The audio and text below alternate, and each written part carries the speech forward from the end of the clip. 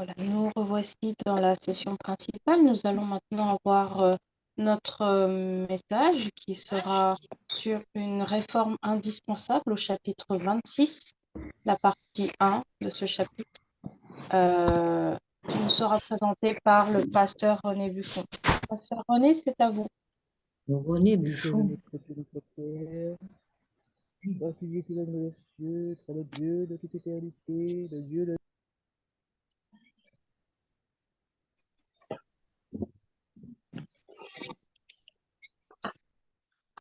Oui. On m'entend bien? Bonjour, frères et sœurs. Je voudrais, en commençant cette présentation, rappeler le message du troisième manche, le troisième manche. Si quelqu'un adore la bête et son image et reçoit une marque sur son front ou sur sa main, il boira lui aussi du vin de la fureur de Dieu versé sans mélange dans la coupe de sa colère. Ce White dit ceci. Si tous ceux qui travaillaient d'un commun accord à l'œuvre en 1844 avaient reçu le message, ils l'avaient proclamé par la vertu du Saint-Esprit, le Seigneur aurait, par eux, opéré une puissante. Un flot de lumière serait répandu sur le monde. Si les hommes avaient reçu ce message, les habitants de la terre auraient reçu l'avertissement. L'œuvre serait achevée. Il y a des années que le Seigneur serait revenu pour nous introduire dans sa gloire. Alors, quel est ce message que, du troisième ange que tous les adventistes du 54 ou en automne du 50 qui avaient l'œuvre n'ont pas reçu? Quel est ce message? Ce message, c'est la mise en garde de ne pas adorer la bête et son image. Ne pas adorer la bête et son image. Adorer la bête, c'est au contraire s'aligner sur sa manière de penser. Ne pas adorer la bête, c'est ne pas s'aligner sur sa manière de faire et sur sa manière de penser. Adorer la bête, c'est au contraire s'aligner sur sa manière de faire et de penser. Et c'est ce qu'elle va faire. Elle s'est alignée sur la manière de penser du serpent. Elle s'est laissée construire fleurette et charmée. Elle a minimisé la garde en Dieu que Dieu lui avait faite concernant des attaques futures de Satan. Elle a méprisé cette mise en garde. Nous lisons dans Patriarche et Prophète que sans s'en rendre compte, elle s'éloigna de son mari. Et s'apercevant tout à coup qu'elle était seule, elle éprouva d'abord un sentiment d'effroi, mais elle ne tarda pas à se sentir en sécurité, bien que son mari ne fût pas à côté d'elle. Elle se rendit assez sage, elle croyait être assez sage, pour reconnaître le malin et pour l'affronter. Et oubliant les recommandations de l'ange, elle se trouva bientôt en face de l'arbre défendu. Il était très beau. Et il se demanda pourquoi Dieu lui avait interdit de regarder cet arbre, de toucher cet arbre. Alors seulement, le, Satan profita de l'occasion pour intervenir, ce serpent, et pour lui conter fleurette. Comme s'il avait deviné ses pensées, il dit à la femme, est-ce vraiment que Dieu vous a dit, vous ne mangez pas aucun fruit de cet arbre? Et c'est ainsi qu'avec une voix mélodieuse, caressante, le diable s'adresse à Ève, qui fut surprise et trouva étrange qu'un serpent puisse parler. Il la complimenta pour sa beauté, son incomparable beauté, ce qu'elle écouta non sans plaisir. Et il ne lui vient pas à l'esprit que ce séduisant animal pouvait être l'ange déchu. En fait, ce n'était pas le serpent qui avait parlé, mais Satan lui-même. Ève charmée, séduite, perdit la tête. Maintenant, faisons un parallèle avec l'avertissement que les adventistes rigourés par la lumière du sanctuaire et les violabilités de la loi étaient invités à prêcher. Je dis, lorsque la réforme du jour du repos fut publiquement présentée, des pasteurs de renom s'efforçaient de calmer les consciences inquiètes en tordant le sang des Écritures. Et ceux qui ne sondaient pas le Saint-Livre pour eux-mêmes acceptèrent volontiers les conclusions conformes à leurs désirs, comme accepta les paroles du serpent qui lui contait fleurette. Et on tenta de réfuter la vérité par de faux arguments.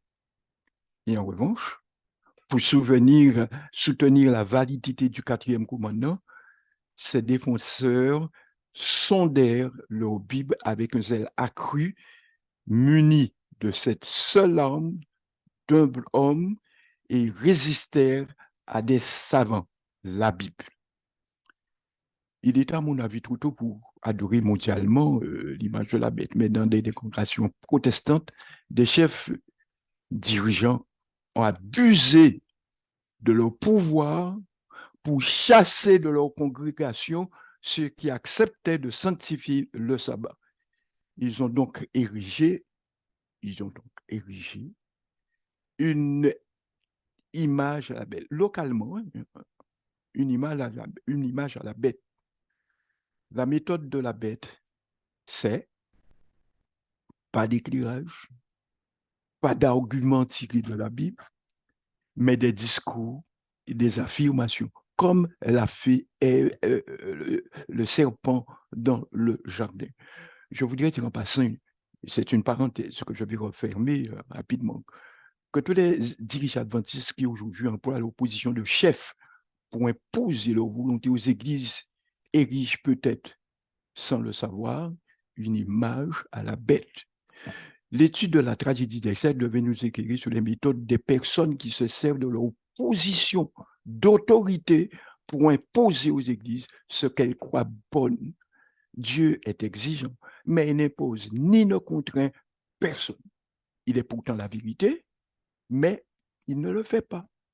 La bonne méthode divine pour obtenir l'adhésion est ce bien bon, la méthode divine, c'est venez et raisonnons. Mais les dirigeants qui ne captent pas l'Esprit de Dieu ne prennent pas la décision, ne prennent pas la peine de convaincre. Ils décrètent.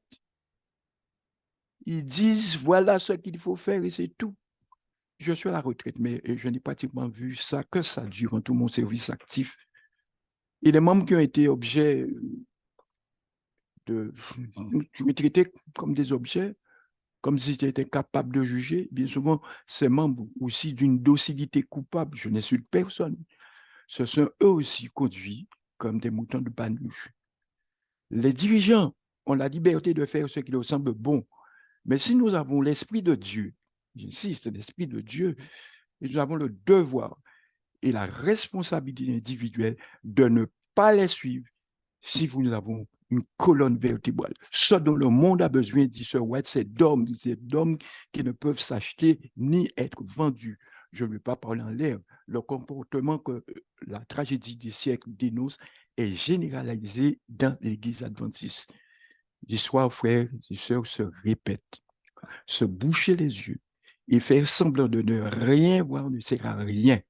Il ne faut pas combattre les hommes, mais nous sommes des pécheurs faillibles. Moi, le premier, un pécheur faillible. Mais nous ne devons pas encourager nos frères par notre passivité à ériger dans l'Église une image de la bête. Si nous ne protestons pas, nous participons à leur erreur et c'est extrêmement grave. Adorer la bête, c'est accepter aussi de laisser se développer dans l'Église des mensonges et des sophismes de la bête. La bête se contente d'affirmer, ne prouve rien, ne prend pas la peine d'expliquer, d'obtenir l'adhésion. Elle ne pratique pas la méthode venez, plaidons. Je plaide, produis des faits, avance des arguments véritables. C'est cette manière de faire que nous devons encourager. C'est cette manière de faire que nous devons encourager. Dieu, je le répète, pratique le venez raisonnant.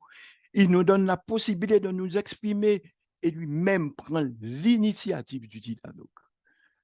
Dans Isaïe 45, verset 12, il est dit, ainsi parle l'Éternel, le Saint d'Israël et son Créateur. Veux-tu me questionner sur l'avenir, me donner des ordres sur mes enfants, sur l'œuvre de mes mains? C'est moi qui ai fait la terre. C'est un argument, j'ai fait la terre, je suis le Créateur. Qui suis allé et créé l'homme, c'est moi. Ce sont mes mains qui ont déployé les cieux.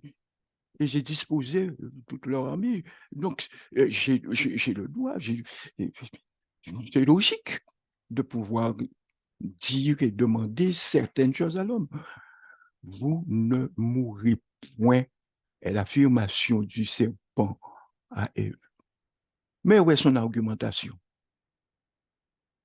Sur quoi repose la prétention de l'Église catholique de changer le jour de repos? Dites-moi. Si Dieu veut que l'Église change le sabbat, cela voudrait dire que Dieu n'a pas assez d'autorité pour le faire lui-même.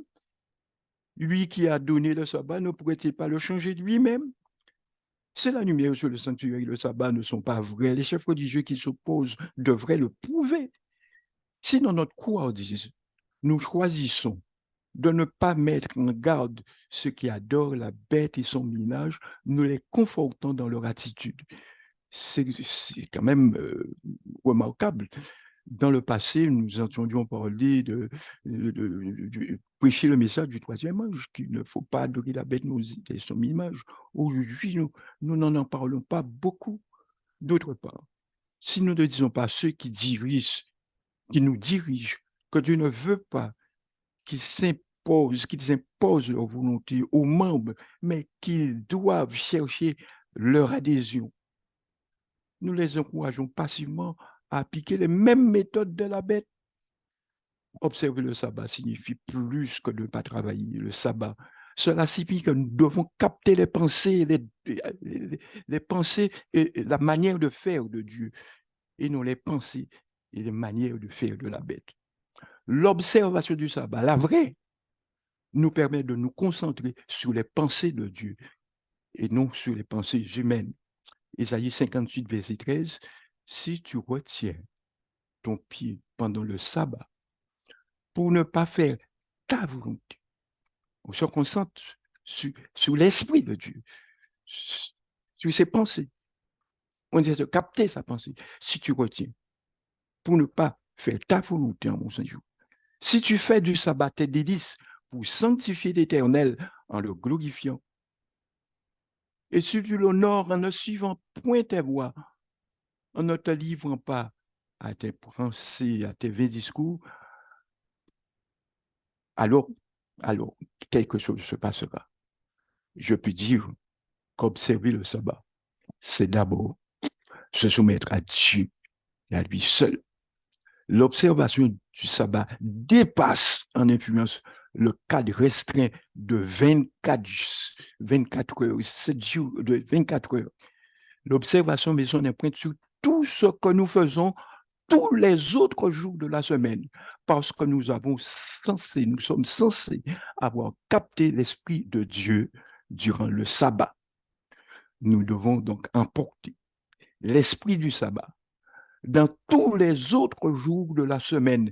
L'Esprit du sabbat dissuade, par exemple, les maris chrétiens de vivre en despote de leurs femmes tout le long de la semaine. Nous comprenons pourquoi le sabbat est la cible préférée de Satan. Car lorsque nous l'observons vraiment, et nous l'observons selon Dieu, le sabbat affecte positivement notre vie entière et nous éclaire sur la justice de Dieu, sur ce que Dieu veut vraiment. Sur quoi je m'appuie pour dire cela? Alors que je termine avec cette déclaration dans Isaïe 58, verset 1. Il dit, crie à plein gosier, ne te retiens pas, élève ta voix comme une trompette, annonce à mon peuple ses iniquités, à la maison de Jacob ses péchés. Si nous voulons une réforme, nous avons le devoir de dire, peut-être avec douceur, peut-être pas avec autant de vigueur que je ne fais, qu'on dénonce ce qui s'oppose à la volonté de Dieu. Et cette tirade se termine par un texte que nous connaissons bien, c'est le verset 13.